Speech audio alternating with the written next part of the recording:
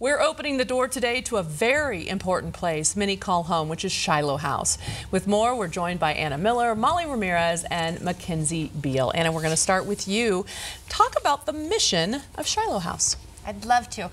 Shiloh serves youth and families throughout the state, residentially through our education programs, clinical services, and outreach. And we do this in home-like settings throughout the community, which is wonderful. Yes, it is wonderful. So how was Shiloh's House actually started? Stephen and Vicki Ramirez founded Shiloh House in 1985, and it started just with one house, one program, 16 boys. And it's grown through the years. We have 5 different campuses throughout the state now. Oh, wow. Serving youth and families not only in Colorado but beyond. And like I said, 5 campuses, which is really important because it keeps the youth and families in their community so that they can be surrounded by family and neighbors. Absolutely, spread out all over, which is wonderful. Molly, let's talk to you.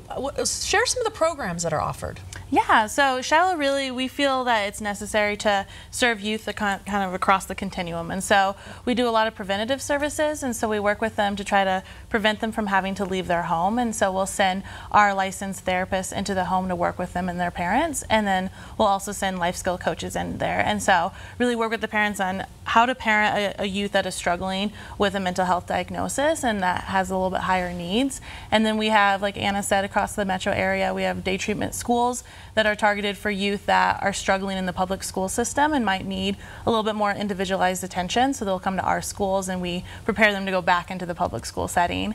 And then we really care about the aftercare aspect. And so once youth have been in the system, we don't want them to be sent back to their communities without any services. Right. So we'll send our life skills coaches back into the home with them. We'll send our therapists. We have a program that's called Beyond the Walls, and that's targeted towards working with youth on independent living skills and developing those independent living skills that they might not have received in the foster care system, right, so that they can have a chance at being successful, self-sufficient adults.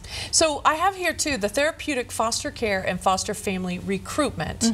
Is that different than what you're talking about? It is, okay. Yes. So there's a huge need for foster homes and foster parents in Colorado. And what we've started is therapeutic foster care. And so it's really recruiting foster parents that will be equipped and trained just like our staff to be able to work with those youth that have a little bit higher needs than a typical youth that would be in the foster care system. Mackenzie, we have amazing viewers, and so many people I know may not have the actual ability to donate something themselves, but they want to donate their time. But you actually have, there's a cause that helps. You can donate furniture, right? So how does that work? Absolutely, yeah. We have something exciting coming up with an organization called IFMA, which stands for the International Facilities Management Association, mouthful. But they've been so helpful to us, and they're going to have a serve day coming up in May. And so to amplify their impact of what they're doing to get contractors in and giving our homes a facelift, we want to also ask for donations of furniture to All right, help. what pieces do you need? I'm already going through my brain like what I might have at home. Absolutely. Well, specifically for this, we collect all kinds of things all year round. Anything that you can think of to have in your home, we need in our homes as well. Right. But specifically for this project, we're seeking bunk beds and dressers. Okay, we can't, I mean, I don't think it can be overstated how much you need from the community and how the community can help. So Anna, before we go, how important is the support and how can they help? The community support is so important. It's our motto, community, it's what we are, it's where we are. And whether it's a group coming in and preparing a meal with our youth and teaching them how to cook, or it's a contractor or a small business that can donate roofs or floors. Really, anything that anyone can do helps us a lot. Perfect. I love this. Okay, to learn more about furniture donations at Shiloh House and other ways you can help, all you have to do is call 303-933-1393 or visit shilohhouse.org. The number again, 303-933-1393.